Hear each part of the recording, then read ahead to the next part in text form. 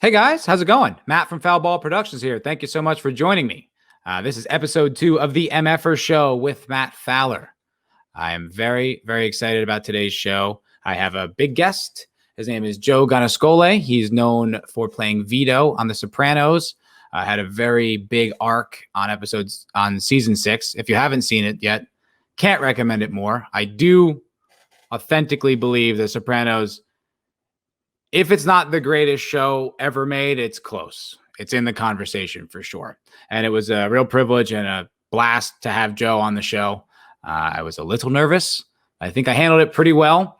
And I hope that you guys enjoy the show, enjoy the interview. If you do enjoy it, please press like on the video. It means a lot. It helps this video get promoted, helps other people see it, helps YouTube throw it into the algorithm, all this technical stuff you don't care about. But if you do like it, please press like. It means a lot. And subscribe to the channel for all new interesting content. Hopefully I'll have more guests like this in the future, have some more fun interviews, and of course all the stuff that I put out on Foulball Productions. So without further ado, here's the interview. Thanks guys. Enjoy. Hello everyone. Thank you for joining me. I am Matt. This is the MFR podcast. I am Matt Fowler. I'm joined today with Joe Gannascoli. You know him as Vito from The Sopranos, arguably the best TV show ever made. Joe, thanks for joining me today, man. How you doing? I'm doing well, Matt. Very nice. Thank you. Yeah, man. Yeah, I was just brushing up on The Sopranos. I was watching season 6, man, and like, yeah, it reminded me how much of that show it really is just an unbelievable and like cultural phenomenon. What's it like to be a part of a show that's like not just a hit, but like that big of a phenomenon? Well, I was truly blessed to be part of it, and I'll probably never reach that acclaim again in anything I do, but I'm okay with that as long as I was part of that show, and like I said, I was blessed. Right time, right place, and made things happen, and thank God it did. Went my way. Yeah, like when you're around, like when the show's on and stuff like that, and you're walking around and people interacting with you, like how are they? What's that feel like? Well, I mean, I'm pretty much recognized everywhere and anywhere. Even now, I was a chef before an actor, so I do these cooking parties because they're such big fans, whether it be a husband, boyfriend, father, brother, and for an occasion, birthday, anniversary, or just get-togethers. Not many people go into restaurants. So I was a chef, and they'll hire me, and we'll talk about the show. I have questions, and I'll tell stories, what it was like, in the scenes that I did and how the whole thing came about for my character. Mm-hmm. And it's been like that for, I don't know, last 20 years. How did you make the jump from that, like the guest star in the beginning, or just kind of like one of the guys in the crew, to having like such an impactful and interesting story arc? Well, I was a different character the first season. Yeah, which doesn't happen. Yeah. They brought me back as Vito, and then at some point I was reading a book called Murder Machine about a very bad crew in Brooklyn. Yeah, and one of the guys in the crew was gay, and I brought it to the attention of one of the writers, and I said, "Hey, this is pretty interesting and something you don't usually see in mob depictions, so I'd be willing to do it." And it took them about 1.5 years to work it in somehow, and that's when they decided to do it. It's the only suggestion that they ever used from an actor. Really? Yeah, according to David Chase. He and I actually share the same alum. I went to West Essex High School, and so did he. Oh, no kidding. Yeah, it was pretty cool because that show was on when I was in high school, and they used to film that like all around town. I was actually an extra in the last episode, but it was just always on and always around, and it was such an amazing show. And I mean, we've seen like mob shows, we've seen mob movies, obviously, but it was really interesting to see something that was like depicted where I grew up. It's a pretty cool. I always like that about The Sopranos. Yeah, you go, I know that place, or I've been there. Yeah, I know where that was filmed. Yep. So you're from Brooklyn, right? You grew up in what neighborhood? Gravesend, Gravesend, which is Avenue U in Brooklyn, McDonald Avenue, and then Bay Ridge. I had restaurants. I moved there when I was 20. Oh From yeah, apartment. I used to live down in Bay Ridge. Actually, lived there for about 6 months. Ah, Yeah. I had a one-on-one restaurant and soup as art soup restaurant, and then Oh, right on. the Blue Zoo Lounge. I think I was watching this article, or sorry, watching this interview with you with Artie Lang, and you said like you left like the restaurant industry and then you made a break for LA. Like what was that like when you like making that transition? Well, it's a little bit of a longer story than that, but Get into it. I'm um, down. yeah, it wasn't to get out of the restaurant business and go to LA not knowing anyone, and to try to break into I guess show business. Sure. Oh, that's what it is, right? Yeah, I guess. It wasn't easy. It was 4 years in LA trying to get a start. It wasn't easy. Nah, man, I'm out here too. I do the same thing. It's brutal. It's Yeah, brutal. it's a shithole. The thoughts and opinions of Joe do not reflect that of Foulball Productions. How did you get involved? Like, how did the auditions come up and stuff for The Sopranos? Were you out here? Did you go back to like New York area? Well, my first movie I ever did was called Money for Nothing. A lot of people were in that. Gandolfini and Oh, right on. Philip Seymour Hoffman and John Cusack, Michael Madsen.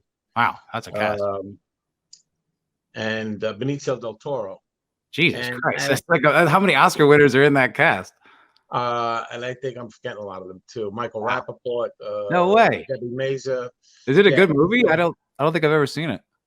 Yeah, not many did, but it's a true story. But I didn't even really work. I didn't really work with Michael Madsen. We had one scene together. But He's the shit, though. How was he to work with? Yeah, he was pretty cool. I mean, it was my first movie. I didn't know anything. They flew me out to Pittsburgh. It was a day player, and they kind of like did me a favor. So that was it. But for some reason, Benicio found me or saw the movie and said, he wrote and directed a short film called can't remember it. I don't know. It's on my IMDb. But anyway. Yeah. It's still interesting to think of Benicio as the type of guy who would like write and direct a short, like to, get stuff going. That's interesting. Yeah, it was nice. That was actually the lead. It was me, Matthew McConaughey. What? And yeah, we did it 3 days in a hotel room. But we stayed in touch, and he helped me get in 2 other films. Wow. Ferrara, the director, Adam Ferrara, was directing, and those were the Soprano casting directors. And they said, you're in our movies. This director hired you, and we would like to meet you. So they said, do you have an agent? I said, no. They said, well, let's keep in touch with us every so often. And Sopranos came up, and they said, well, we got this thing you'd be right for. Why don't you come in and audition? You got the Sopranos without an agent? And then they brought me back as Vito. So that's the short story of it. My question was, you got the Sopranos without an agent? Yeah. That's fucking amazing. Yeah. That's badass, dude. That's really badass. Because I mean, I think I had an agent throughout the whole show.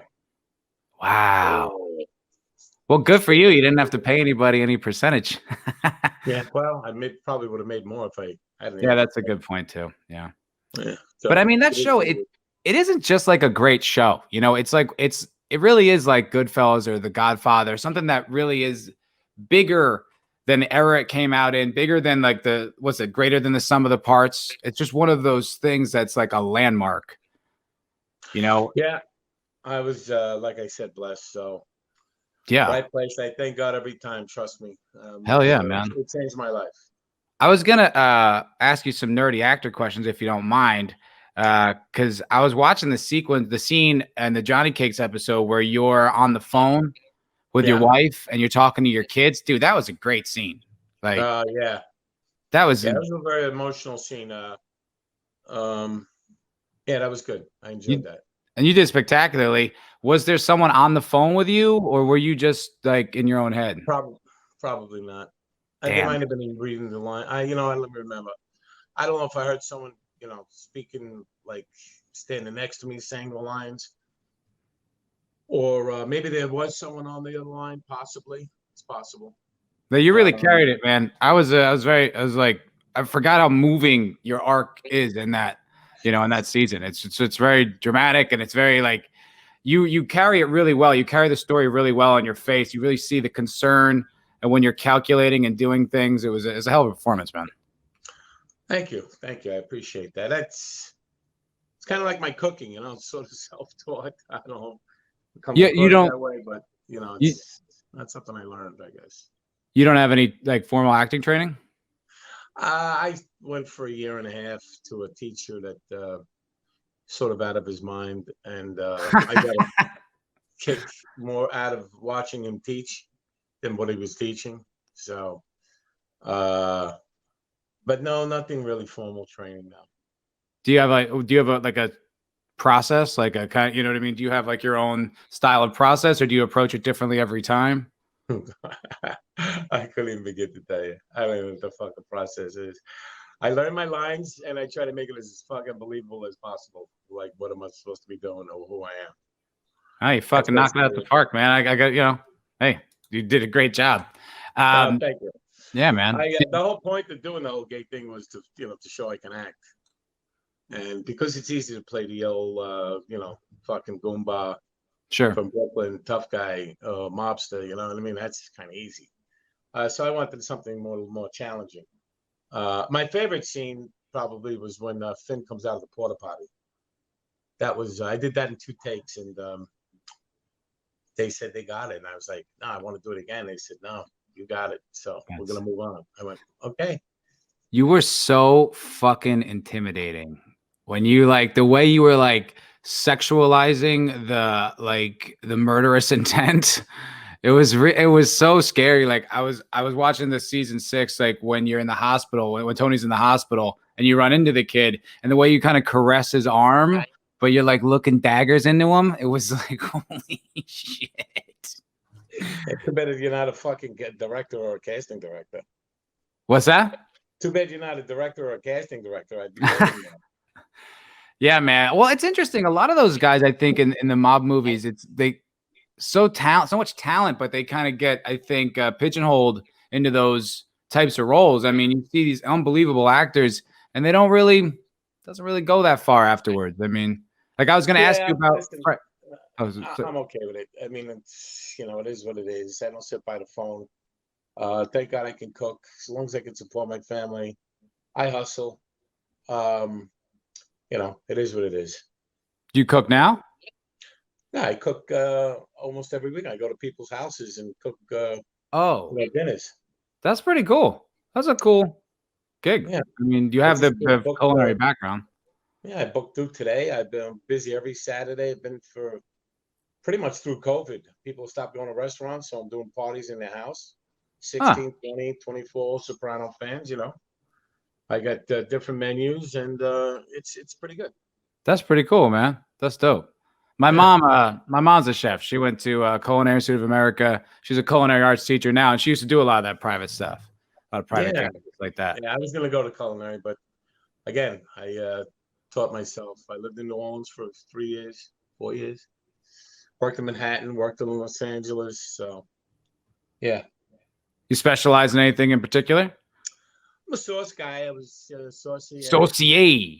Yeah. Like chef from Apocalypse like Now. Chef from Apocalypse. That's right. Frederick Forrest. Nice. Cool.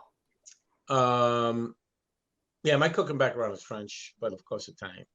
Right on. I had a question here.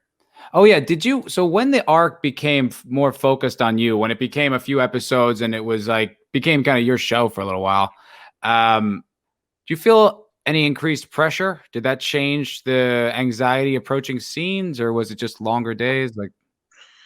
No, but it was definitely more intense. I mean, all of a sudden, you're not in a couple of scenes here and there, and it's like now the shit's real. Yeah. So you don't want to fuck up a great show. That pressure was on. So I didn't doubt that I wasn't, doing my best I could, just to, again, learn your lines, don't slow up production. I was in tremendous pain with my hips that as soon as I was done with the show, I had two double hip replacement. So Oh, Jesus. that throbbing and pain was always in the back of my mind. Well, I was doing 10, 12 Advils a day. So you can't really move the way you want, and you're always like thinking about it. And so that always played into it too a little bit. But you want to, there was so many tremendous actors in the show. You don't want to fuck it up. Sure. Do you use that kind of a pain? Like if you have pain like that, is that something you can like, do you weave that into your character? Not that I really needed to show pain, I don't think. I mean, there were scenes where, in the rain when I was going into the bed and breakfast and I was walking up a hill. Oh yeah. I mean, I was really exhausted from doing it take after take after take. Well, that was exhausted. I mean, that was real. But I don't know. I don't know how to translate that into like acting. Did That's that some was fucking mythology shit. Well, just curious. so did that come up with the fight scene too? Like that must have been a little rough. Was that you or is that a stunt double? I think it was me for the most part. But back then, I'm trying to think. I don't remember. There was some scenes where they had to use stunt doubles.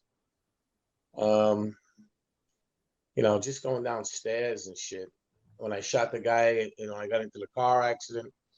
It was snowing. Oh I yeah. had to take a step down, and I couldn't because I might have slipped. It was very awkward.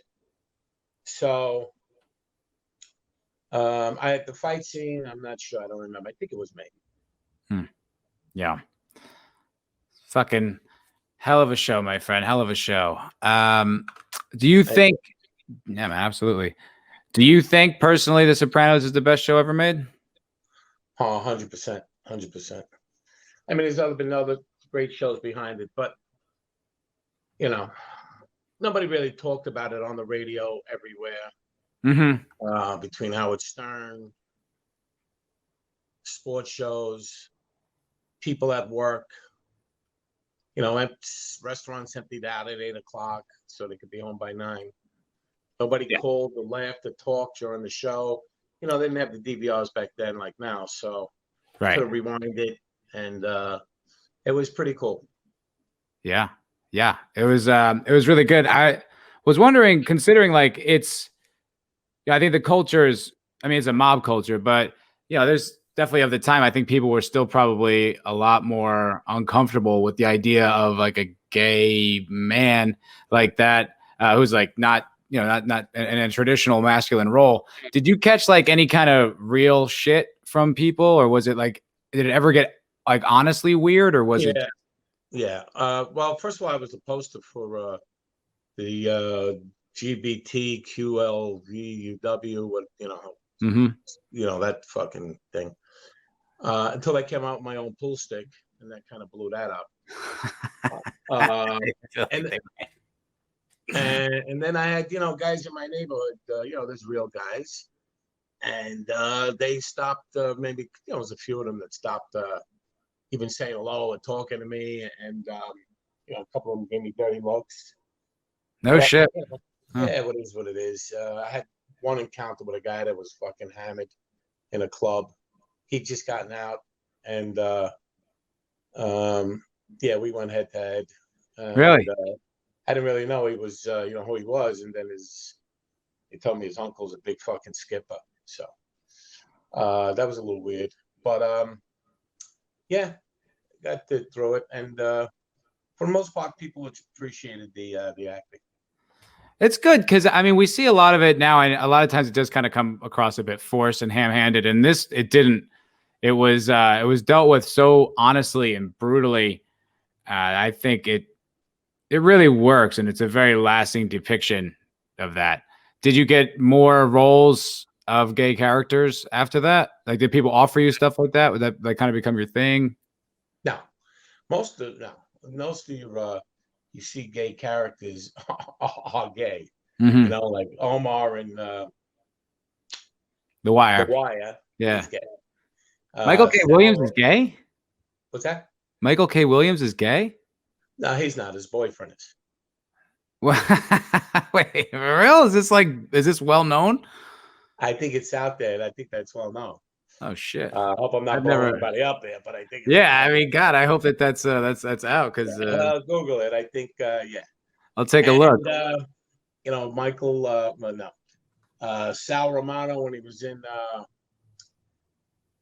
Mad Men, he's one of the advertisers. He's gay, Yeah, so it's not much of a stretch when you're paying a gay guy and you're gay. right, You know? right. I mean, You know, so that was the challenge for me, and no, so I didn't get offered. I mean, I'm one or two, and I was like, listen, this is fucking stupid. I already did it. Not gonna right. do it again. What am I gonna start playing fucking gay guys? Yeah, I did right. it once, and that's it. I mean, it's not like it's your thing. I was just curious because Hollywood likes to. I think once they see you do something, they're like, okay, he can definitely do that, so they offer that again and again. Well, I wasn't gonna. I mean, not like they were offering me flaming flamers. And when you look at me, you don't think of, oh, he's gay. You know No. what I mean? No, that's why it was such an interesting reveal. And there was a great line. I think it was like episode 1 or 2 when Tony's in the hospital, and you're talking about when Eugene hung himself, and Yeah, you're like, maybe yeah, he's gay. maybe he was a closet homo. I was like, this. I was like, wow, that was a bold thing to say. Another thing on that, when they're discussing you, when Tony and like the gang are discussing you, he leans into that one guy and he says, Carlo, let's be honest here, we both know he ain't the first. Who do you think he was referring to? Was that supposed to be a nod at something, or are they just talking in general? I can't recall. Yeah, as I mean, it's a while ago. He says, so they're talking about what to do with you. And they're like, maybe we kill him, this, that, and the other. And then the guy, Carlo, he says, he's all like gung-ho. He's like, I want to drag him behind my truck. And he goes, Carlo, let's be honest. Tony says this. Let's be honest here. We both know he ain't the first. Right. Okay. So he's probably thinking about there's probably been other gay guys in the mob. Yeah, I just wasn't sure if they were like hinting that someone else on the show. Oh, no, not the first. Yeah, no, first in general. Right on. Yeah. I always like that kind of stuff. I like those Easter eggs things. Speaking of which, does Tony die? I don't think so. I think Chase maybe a little. I always thought that he lived, and the door just closed onto his life, and life went on. You know, that's my feeling. I don't like to think that he died. But what do I know? Right. No, I mean, I think that's the whole point. Is it's like left the door open for speculation forever. Yeah. I mean, you don't want to see him dying, firstly, in front of his family. Is kind of rough. That's sort of rough going on with the Italian. We're not Colombians. You know? Well, I think they did a lot of really interesting depictions of spirituality in that show. You know, like I think it's the first episode, or definitely the first season, when Tony goes to bring Meadow to whatever college, and then he kills the rat, or he's like thinking about it, but he happens to be in the church, and there was clearly like this, I think, this suggestion of a communication of a beyond, like a spiritual kind of trying to give him a chance. And I think that's kind of like a running thing through the show, where you've got a lot of people, they had their chance to get out, but they didn't. And ultimately they had to suffer the consequences. So I wasn't sure if that was what David Chase was going for at the end, because it kind of seemed like he was wrapping up a lot of loose ends. Dr. Malfi starts to realize he's a sociopath and doesn't want anything to do with him. And I felt like maybe that's where they were leading. Like, this is it. You had your chance and you blew it. You know, there's always that struggle with Italians and the Catholicism, good versus evil, and, the 10 Commandments, and, the life that you're leading. So there's always that struggle. It's always been depicted in Scorsese films. And I think he alluded that his grandfather or his father or his grandfather, built. It was a masonry. Built that church in North. Churches. Right. So it's all that. So there's that. Or as Carlo Jr. said, whatever happened there? Or Well, whatever happened with that? Something like that. It was a good line. yeah, there's so many great lines in that fucking show. When Paulie Walnut sees Tony sitting there, he goes, "Oh!" It's just like, you can't be like that, Paul. He's like, "Yeah, when you see it like that, it's so great." I'm gonna ask you. You mentioned Scorsese. What'd you think of The Irishman? Did you see it? Like everybody else, they were like, Yeah, that's kind of how I felt. Yeah. I mean, you waited so much, Pacino, De Niro, you waiting to hear it, and then it was like, Yeah, a little long. Long. It was long. It was, I don't know. Yeah, I mean, I guess I want to sit here. The fish, and I'm sure that meant something. I didn't get it. The frozen salmon or some shit. I don't know. Do you think there's any validity to the story? I'm sure there is. All I know is there's like 450 actors in it, and I wasn't one of them. So I bet you. Were you on the phone with your representation, being like, "How is it possible?" I didn't even bother. I mean, it's just as well because everybody probably wanted to be in it, and everybody was in it, and whatever. And I was always disappointed that Scorsese said he wasn't he didn't watch his Sopranos, or he wasn't a fan. He never watched it? Yeah, I read that, and I was surprised because Terry Winters wrote a few of his movies, And he did Boardwalk Empire. Yeah, Boardwalk. He did Wolf of Wall Street. I think he did. He had Part in the Irishman. He had something else to do too. What do you attribute that to? I don't know. Maybe it just didn't. He didn't. I don't know. He didn't see mobsters living in beautiful houses in Jersey or something like that. I don't know. I mean, I know all be from Mulberry Street, Little Italy. I don't know. Yeah, I don't know. I know he's very focused on that neighborhood, but then all of Goodfellas, that all takes place in Long Island. Yeah, it's shot there. I mean, I guess that's supposed to be Queens. Yeah. So, but Queens, I mean, even those houses, Yeah, Queens, they're all small. They don't have like land, built-in pools in the back like Tony did. But listen, look with Castellano where he lived, and they call it the White House. right. Huh, that's interesting. I mean, I talked to this pretty prominent director a few months ago, and a friend of his is in one of my favorite shows, and I was like, "Hey, did you ever check that out?" And he's like, I don't watch my friends. I don't watch stuff like that. And it was like, I understood that, but in my head, I'm like, you're missing an amazing show.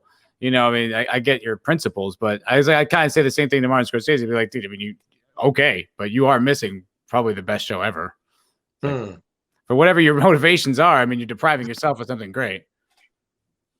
All due respect, Mr. Scorsese. Yeah, well, I'm sure you don't give a fuck what we think. I'm sure he does not, and nor should he. Should he. What do you do now to get your creative outlet? I mean, I know you cook, but do you still perform in your head? Do you write? Do you do anything like that? Nope, don't write. Don't. I watch politics. You watch politics? Yeah. Any thoughts? Anything you'd like to share? Won't even get into it. All right, figured I'd try. Because I know I'm an actor, and it's something that like you kind of dance along the lines when you're not working. I don't know, just kind of like there's still it's like that bug in you, just kind of buzzes a little bit. You feel that? You feel that same way? No bug. Perfectly happy doing what the fuck I do. Go to the cigar lounge, smoke a cigar, watch your games. You're a big sports fan, right? Yeah, I'm a big sports fan. What do you think of? What's that? Say, what do you think about the New York football teams this year? Sports is sort of backseat with the fucking COVID. It's hard to really, it might have changed for me and ever. Maybe it's not as important as it used to be. It's hard to get excited about it. Hockey, baseball, football. It's just different. So hopefully when it gets back to normal, I'll get back to normal. But, my life used to revolve around sports, and now it's Yeah, Gives I you that. gotta share that sentiment, man. I could give a fuck. I wish I could care. I don't. I can't I get try. myself. I'm what they call a hardcore Giant fan, but it's not easy. And my dad's like that, and he's a huge sports fan too. And I mean, he doesn't even really talk about it. I mean, what they got two? What the Giants have like 2 wins or something? Yeah, the Bills beat a 1-17 twice. So, Yeah, I mean, but the division's so bad that he still got a chance. I know. That's crazy. I'm a Jets fan myself, and I don't know why. Why I do that to myself, Joe. It's not a fun life. They blew it last night, but I mean, do they not have a win yet? I still don't even think they have a win. no, their own night. They had one last night, but they blew it in the last play. So embarrassing. Yeah, Embarrassing. Ugh. Absolutely awful. Well, Joe, I don't want to keep you, man. If you want to get out of here, that's all good with me. Yeah, I'm gonna wrap it up. I got some things to do, but it was pleasure. It was, thank you painless for the most part. I'm glad to hear it was painless for the most part. That's my goal. That's my 80%, baby. Where do you live in LA? I'm in North Hollywood. I was in West Hollywood. Yeah. I got some friends down there. What do you think? To me, it was Central Park. It was okay. I liked, being in the middle. I like being down by the fucking beach. Mm-hmm. I worked in Santa Monica Boulevard. I lived in a valley, but for the most part, I was in West Hollywood. So, where are you at now? Where are you at now? What's that? Where are you at now? Oh, Long Island. Right on. Yeah. Staying close to home. Yeah. I love Long Island. Yeah. Nice pulling to a driveway, land. Now I'm close to the city. I'm not that out east. So I don't miss Brooklyn. But I'm glad where I am. So, well, listen, this has been fun, very enlightening. Glad to hear that, Joe. Thank you so much for saying so. Oh, yeah. Good luck with your career. It's not fucking easy. I wouldn't wish it on my worst enemy. But it's a ray of sunshine, Joey. Make your breaks. Think outside the box. Make it happen. And see what the fuck it is. My grandma used to say sometimes you could take a flying fuck at a rolling donut. Your grandma used to say that? Yeah, but in Italian, it sounds a lot better. But in Italian, it sounds a lot better. You're always talking? It sounds better in Italian. Thanks a lot, Joe. I really appreciate you coming on, man. This was a blast. And love that character. Love that show, man. It was a hell of a contribution to culture. Thank you, Joe. Really appreciate it. All right, buddy. So that was Joe Gannascoli. That was pretty freaking cool. Sopranos alum, and probably the greatest show ever made, just came on Foulball Productions and gave you a little slice of who he is. That's awesome. Thanks for watching, guys. That was great. I got a little nervous there in the beginning, but I think we pulled it out. I think we made a show out of it. Yeah. So if you guys are new to the channel, thank you so much for checking me out. For all you returning people, you're awesome. If you guys haven't, please press like on the video, subscribe to see more videos and stuff like this coming out. Hopefully have some more high profile Hollywood interviews. If not, you'll just hear me talking to a webcam, which I think is fairly entertaining. So there's that.